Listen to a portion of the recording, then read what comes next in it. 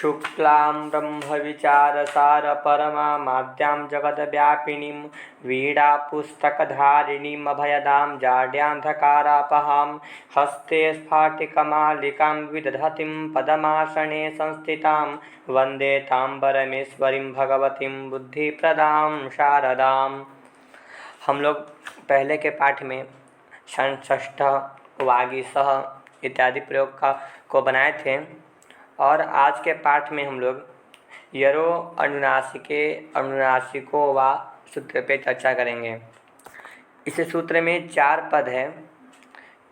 यरः अनुनासिके अनुनासिको वा।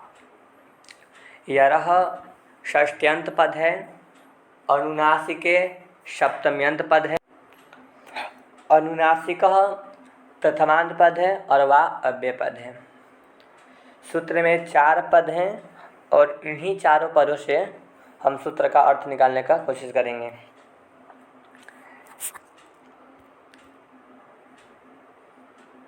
यरः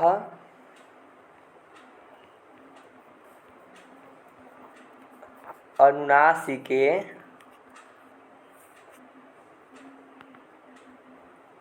अनुनासिकः वा। यरः षष्ठ्यंत पद है। हम लोग जब इको यड़ची सूत्र अच संधि में जब पढ़ रहे थे तो वहाँ पे देखे थे कि इक में षष्ठी विभक्ति लगा हुआ है, तो उसमें षष्ठी स्थाने योगा सूत्र से षष्ठ्यंत पद होने के कारण स्थाने का अनुवृत्ति लाते थे हम।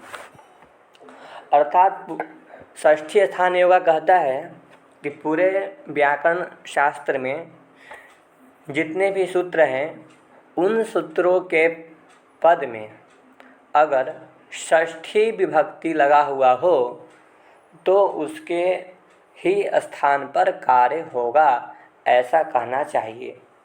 अर्थात किसी सूत्र में षष्ठी पद लगा हो तो आप उसके आगे स्थाने जोड़ सकते हैं।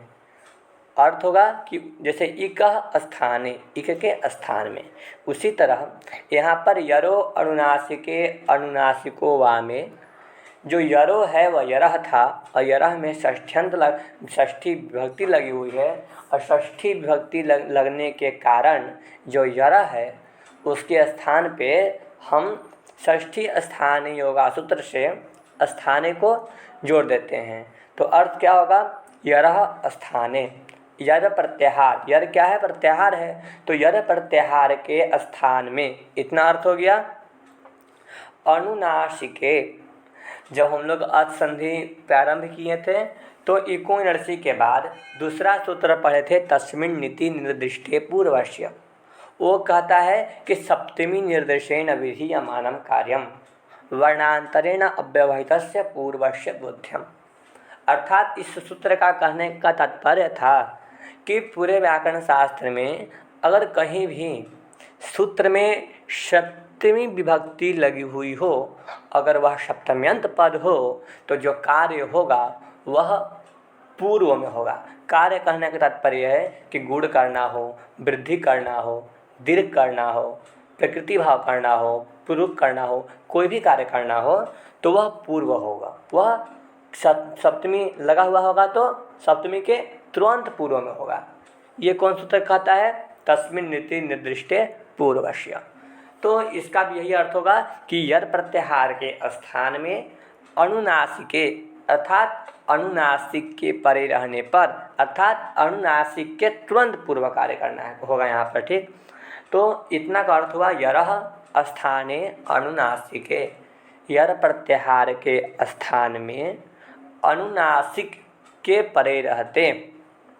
अनुनासिकः वा, अनुनासिकः इसमें क्या लगा हुआ है? तो प्रथमांत पद लगा हुआ है। प्रथमांत पद से हमें यह समझना है कि सूत्रों में, अगर सूत्रों में कोई भी सूत्र में अगर आपको प्रथमांत पद दिखलाई पड़ रहा है, किसी भी सूत्र के पद में अगर प्रथमा विभक्ति लगी हुई है तो उसका कार्य क्या है, तो उससे हमें ये जानना है कि जो कार्य होगा या गुण हो, चाहे वृद्धि हो, चाहे दीर्घ हो, चाहे अनुनासिक हो, तो वही कार्य होगा। जैसे समझ लीजिए कि अनुनासिका में क्या है, तो प्रथमा विभक्ति लगी हुई है और यह प्रथमांत पद है, तो अनुनासिक ही कार्य होगा। प्रथमा विभक्ति हमें ये बतलाता है कि जिस पद में प्रथमा विभक्ति लगा हुआ हो, वो जो पद है वही पद का जो अर्थ है वही वहाँ पे कार्य करेगा। जैसे अकह सवर्ण दीर्घ में प्रथमांत लगा हुआ है तो दीर्घ कार्य होता है। इकु यड़ची में यड़ में प्रथमांत लगा हुआ है तो यड़ आदेश होता है। तुल्या से प्रथम सवर्णम में प्रथमांत लगा हुआ है तो श्रवण होता है।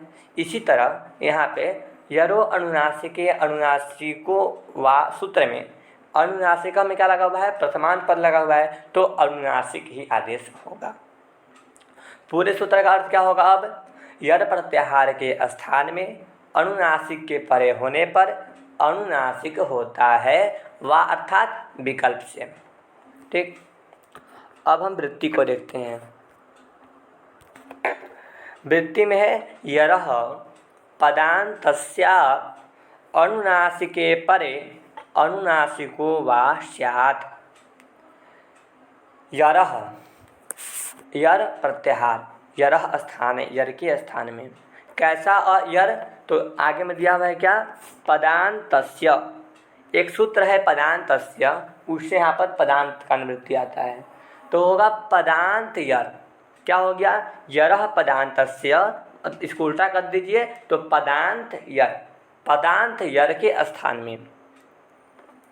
हम जो पहले कह रहे थे यर के स्थान में, उसी में यरो अनुनासिके अनुनासिको वा सूत्र में पदान्तस्य सूत्र से पदान्तस्य की अनुवृत्ति आ गई तो अर्थ क्या हो गया, पदान्तस्य यरः, पदान्तस्य यरः स्थाने, अर्थात पदांत यर के स्थान में, पदांत यर के स्थान में अनुनासिके, अनुनासिक के परे रहते, अनुनासिके अनुनासिक के परे रहते अनुनासिको अनुनासिक होता है वा विकल्प से।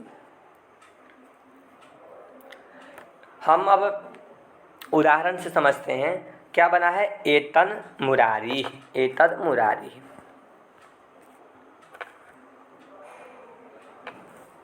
ऐसे मान लीजिए ए तद धन मुरारी, ऐसा है।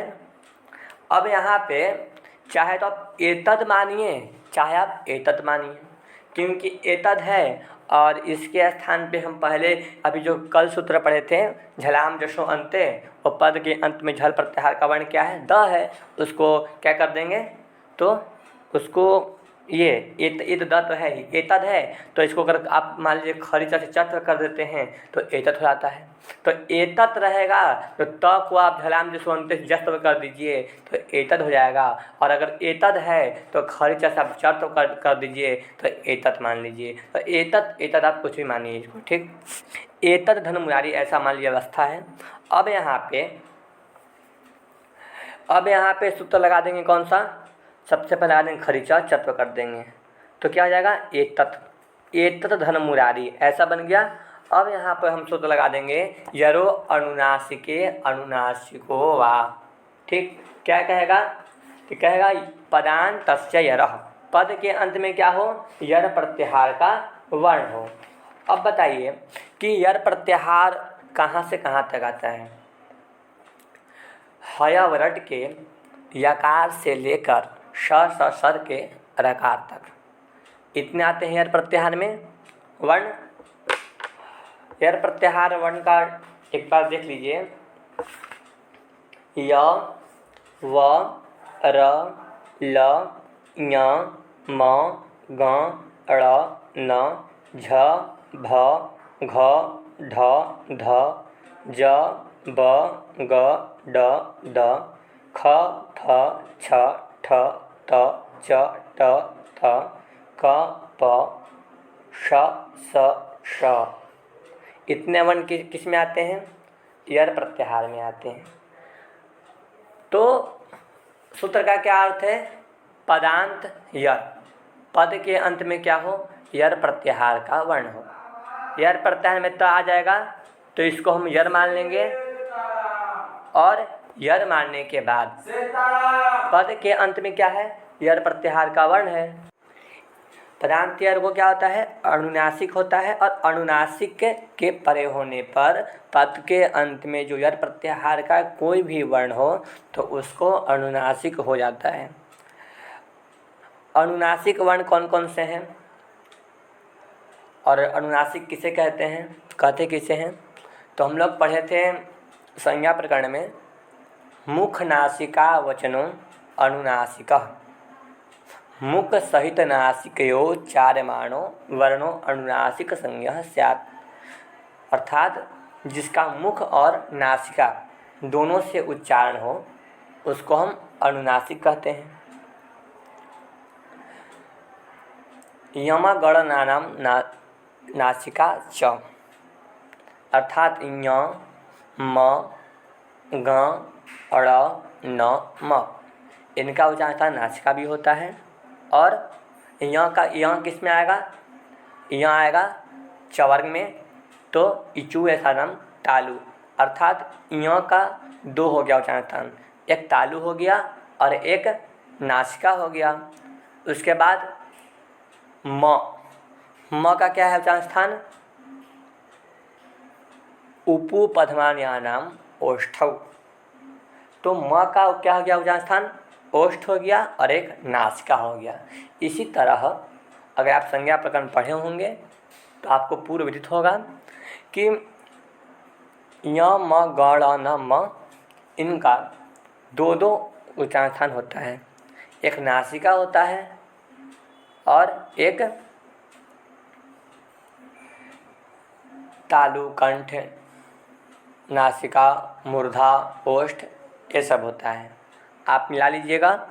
तो इस तरह हम इतना जाने कि य म ग ड़ न म, ये जो 5 वर्ण हैं, वर्ग के जो ये 5 वर्ण हैं, अर्थात वर्गों के जो अंतिम 5 वर्ण हैं, ये अनुनासिक हैं। तो ऐसे अनुनासिक के परे होने पर, तो यहाँ बताइए कि एतत्, मान लीजिए एतत् मुरारी है, तो मुरारी में जो म है वह अनुनासिक में आएगा या नहीं आएगा? क्योंकि अनुनासिक में वर्ग का 5वां अक्षर का गिनती है। तो प फ ब भ म में अर्थात पवर्ग का 5वां अक्षर क्या है? म है, तो म अनुनासिक में आ जाएगा। तो ऐसे अनुनासिक पर में है। तो अब सूत्र का क्या? सूत्र फिर से देखेंगे कि पद के अंत में क्या हो? तो यर प्रत्याहार का वर्ण हो। तो यर प्रत्याहार में आता है तो इतना मिल गया। अब उस क्या है? तो अनुनासिक के परे होने पर, अनुनासिक पर में क्या है? मुरारी है, और सबसे पहला वर्ण क्या है? म है, तो ये अनुनासिक है म। तो ऐसे अनुनासिक के परे होने पर क्या होता है? वा विकल्प से अनुनासिक होता है, अर्थात जो ये एतत् में जो त है उसको विकल्प से अनुनासिक आदेश करेगा। जब अनुनासिक आदेश करेगा तो कि जिस वर्ग तवर्ग, ये एतत् में त है किस वर्ग का है? तवर्ग का है, तो उसी वर्ग का 5वां अक्षर आदेश हो जाएगा, तो एतन मुरारी बन जाएगा। एतन मुरारी बन जाएगा। लेकिन सूत्र क्या करता है? तो विकल्प से कार्य करता है। यरो अनुनासिके अनुनासिको वा, जब एक बार जब नहीं करेगा अनुनासिक तो क्या बनेगा? एतद मुरारी ही रह जाता है। इस तरह दो प्रयोग बनते हैं, एक एतन मुरारी और एक एतद मुरारी। अब इसी में अगला वार्तिक देते हैं, प्रत्यय भाषायाम नित्यम। प्रत्यय भाषायाम नित्यम, इसका अर्थ है कि अनुनासिक प्रत्यय परे, अनुनासिक प्रत्यय के परे रहने पर पदांत यर को नित्य अनुनासिक होता है भाषायाम इत्यर्थे। अर्थात भाषा का अर्थ क्या होता है? तो भाषायाम जो प्रत्यय, भाषायाम नित्यम जो है, तो भाषायाम का अर्थ क्या है? तो भाषायाम का अर्थ है लौकिक संस्कृत में, लौकिक संस्कृत में पूरा इसका अर्थ क्या होगा कि यरो अनुनासिके अनुनासिको वा का जो अर्थ है वही इसका भी अर्थ है। यरो अनुनासिके अनुनासिको वा कार्य जो करता है वह विकल्प से करता है, और प्रत्यय भाषा नित्यम जो वार्तिक है कात्यायन जी का, यह कहता है कि नहीं, अगर प्रत्यय पर में हो ऐसा अनुनासिक हो। अनुनासिक कैसा हो? तो प्रत्यय का अनुनासिक हो, अनुनासिक आदि में हो, अनुनासिक वर्ण आदि में हो, ऐसा प्रत्यय के परे रहने पर पदांत यर को अनुनासिक होता है। और वह कैसे होता है? तो नित्यम, नित्य होता है भाषायाम अर्थात लोके, लौकिक प्रयोग में, लौकिक संस्कृत में। ठीक, बनता क्या है? तन मात्रम चिन्मयम, तत् धन मात्रम है,